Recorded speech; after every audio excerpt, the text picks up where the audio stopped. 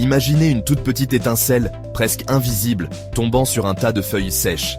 Cette étincelle, bien que minuscule, a le potentiel de déclencher une catastrophe naturelle d'une ampleur inimaginable. En un instant, cette petite étincelle peut se transformer en une flamme vorace, dévorant tout sur son passage.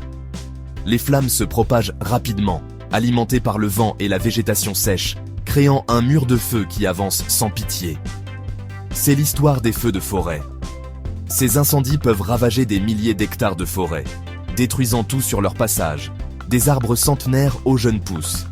Ils peuvent commencer par quelque chose d'aussi petit qu'une cigarette mal éteinte ou même un éclair de chaleur intense. Une simple négligence humaine ou un phénomène naturel peut déclencher un incendie dévastateur. Ces incendies peuvent se propager rapidement, détruisant des hectares de forêt en quelques heures. Le vent peut transporter les braises sur de longues distances, allumant de nouveaux foyers et rendant la lutte contre le feu encore plus difficile. Les conséquences sont désastreuses. Perte d'habitat pour les animaux, pollution de l'air et même des vies humaines menacées.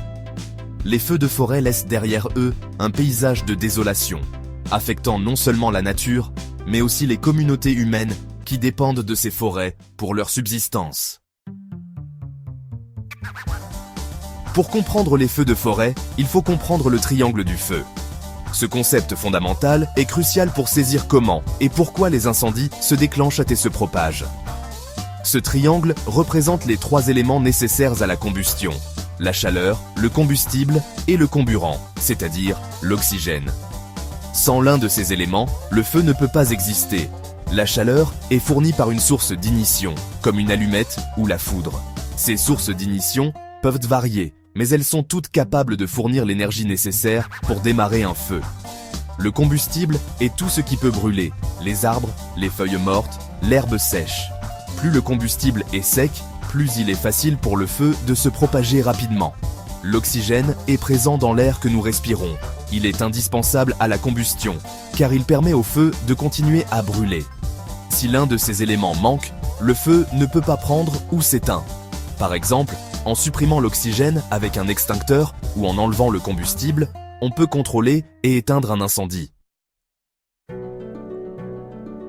Les feux de forêt peuvent être déclenchés par des causes naturelles ou humaines. La foudre est une cause naturelle courante. Un éclair peut déclencher un incendie en frappant un arbre sec. Cependant, la majorité des feux de forêt sont causés par l'homme. Les négligences sont souvent en cause: une cigarette mal éteinte, un feu de camp mal maîtrisé, ou encore des travaux effectués avec des outils produisant des étincelles. Parfois, les incendies sont même déclenchés intentionnellement, ce qui est un acte criminel grave.